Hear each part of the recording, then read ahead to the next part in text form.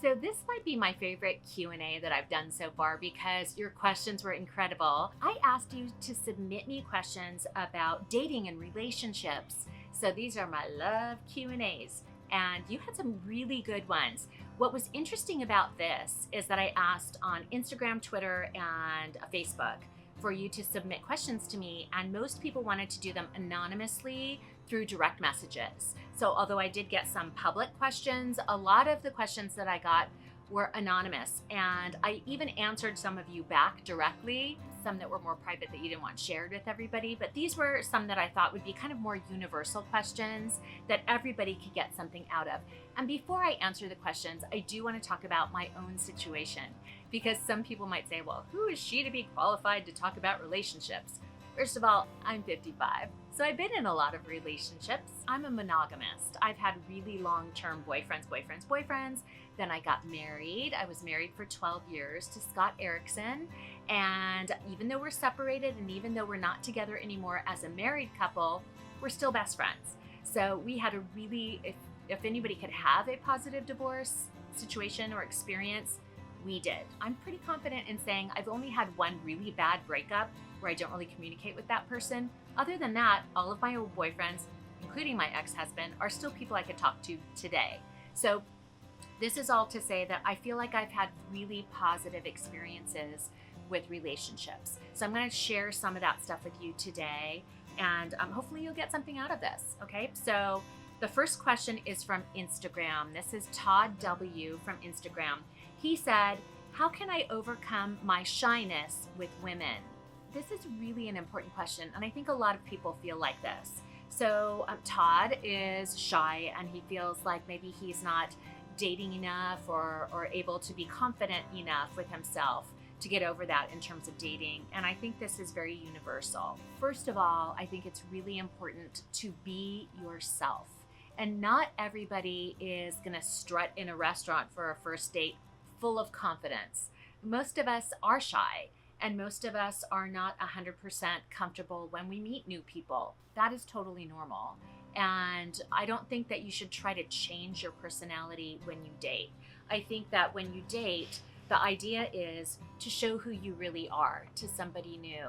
And I think the best way to be confident is to take all of that anxiety that you feel that's about yourself, and instead of focusing on yourself, focus on the other person. And if you're dating them for the first time, if you're at dinner, ask them a lot of questions. Ask them about their life and their background and their history. And then that makes you less kind of self-absorbed and worried about what you're saying. And instead focus on the other person. I think that will help you. I think confidence in general, everybody needs to work on that, right? Not everybody is super confident. I used to be much more shy. Now I'm more outgoing, but I've had to work on that, and that takes practice. But I think the first thing that you need to think about is taking the anxiety and the attention off of yourself and focusing on the other person. Okay, I hope that helps, Todd. So, Carmi on YouTube. So Carmi subscribes to me on YouTube. Hopefully all you guys are subscribing to me on YouTube. And she also follows me on Instagram. So Carmi says, I'm a sophomore in high school and my boyfriend is pressuring me to have sex. How can I say no? First of all, just say no. Be strong enough and be brave enough to know your boundaries. And if your boyfriend respects you, and if your boyfriend is somebody that you should be spending your time with, he will respect your feelings on this. Don't feel bad and don't feel pressure that everybody else is doing it or everybody else says they're doing it. And don't feel like that has anything to do with your life. If you're not ready to have a sexual relationship with somebody, just make that clear up front. And I was really late to that game too. I did not have sex early. I waited a long time. And the reason that I was able to do that is I made sure, first of all, I told all the boyfriends that I was with that I was not ready to have sex. And I was just wanting to go out and have fun and get to know them, but I wasn't ready for that yet. So I made my boundaries clear up front. But then when I got more serious with boys and if I felt any pressure, I would make sure that I was always in places where other people were around. I had a boyfriend that had a basement, and that was like their family room. Their big TV was down there. I just made sure I was never alone with him down there. Just don't put yourself in positions where you'll be uncomfortable. So be comfortable with the word no. Be comfortable with that and be with somebody that respects that. You'll know when you're ready. And if you're not ready, do not allow him or anybody else to pressure you. Okay? So that's my advice to Carmi on YouTube and Instagram. Thank you. From Cielita Linda on Instagram, Cielita Linda asks, is it better for your career to be in a relationship or single?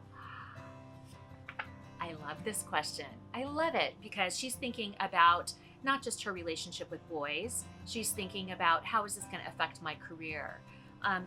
Hey, look, again, going back to when I was younger, I knew I was very focused on my career as a teenager. I, at the time, wanted to be an actress. I was modeling. I knew that someday I wanted to be a writer. And I was very focused and driven in terms of wanting to do as much as I could to be successful at my career. And I never let boys get in the way with that. Every guy that I dated in my life had to know that my career was my priority. At the time, they had to know that school was the priority, and then my career has been the priority. And I just made that very clear up front. For me, because I travel so much, I have to date people that are really understanding about that and that won't be controlling about that. I dated somebody that was extremely controlling for a while, and they were very jealous. And that didn't work out for me because my career is a priority. And once I get married again, and I think I'll someday get married again, once I do that, it will be with somebody that respects that I do travel a lot and that my career is important to me. And I'm looking for a teammate, not somebody that is in front of me or behind me. I'm looking for somebody that can stand next to me, beside me. Okay, so that's my suggestion. I think you can have a relationship if you're working. I think you can have a relationship when you're in school. It just depends on you. But the person that you're in a relationship with should understand what your priorities are. Good question. Here's one. Tony from the Bronx on Twitter. Tony from the Bronx. I'm seeing someone that I'm just not into. How do I break it off? Haven't we all been there? Like you're dating somebody, but you're just not 100% into them. But you just it's hard. Just, you don't want to hurt somebody's feelings. It's like ripping off a Band-Aid, Tony. You just got to do it. The sooner you do it, the more honest you are, the better. And by honest, I don't mean say you're boring or I'm just not into you. Don't be mean, but be honest. Say, I just don't feel like we have chemistry. I don't feel like our relationship is going in the direction that I'm comfortable with. I don't want to waste your time. Be honest with them, but kind, and don't lead somebody on. If you're not into them, then the sooner you let them know, the better. Don't play games. Don't be cute. Don't try to break up with somebody via a text. Do it face to face. Be kind and be honest, and do it today. Don't lead that person on. Just tell them that it's not working out, that you need to move on, and that you wish them the best. Okay? Make it nice. Be nice. Light of the Phoenix from Instagram asks, where do people meet other singles? I'm not a big drinker, and online dating is fraught with frauds. So how do you meet other single people? This is a good question for people over like 25, right? Because when you're a teenager, you meet people at school or through church activities or hobbies or sports or whatever. So it's easier to meet people when you're younger. When you get to a certain age and you're working and you're in your career, first of all, don't date people at work. Try not to do that because that can get messy. So how do you meet other singles? And now I know everybody is meeting through apps. Online dating is how almost everybody is meeting. And that can be good and bad. It can be very impersonal, and you feel like you're judging somebody by just their picture or a short bio, which is hard. But the other option is, how else are you going to meet somebody? And like Light of the Phoenix says, she doesn't want to go to bars. She doesn't really drink. So my suggestion is to dip your toe into the world of online dating. If you're a woman, if you go on Bumble, that's a really good option because you get to reach out first. So you're the one that makes the first move, and that's sometimes more comfortable for men and women. So I would try Bumble. The other thing that I would suggest is to get involved in hobbies, in groups and workshops around where you live. If you love sports, go to games. There's always, if you're a woman, there's always a lot of guys at sporting events. And so if you're into sports, that's a great place to meet people. And even if the team is on an away game that weekend, you can go to a sports bar. And even if you don't drink, a lot of sports fans go to sports bars to cheer on their teams. So I would say get out of the house, first of all. Get involved in hobbies, workshops, reading groups, singles groups. Just be involved in your community and you'll meet people. Politics. A great way to meet people is to get involved in a political action group. Get involved with a campaign. We're heading into an election season. So regardless of what, side of the aisle you're on, you'll find people that you have a lot in common with if you get involved in election campaigns and get involved in registering people to vote. Those are really good options, and you'll get outside of your comfort zone and you'll meet new people. I hope that helped. Light of the Phoenix, thank you for that. My last question. Jody P from Facebook.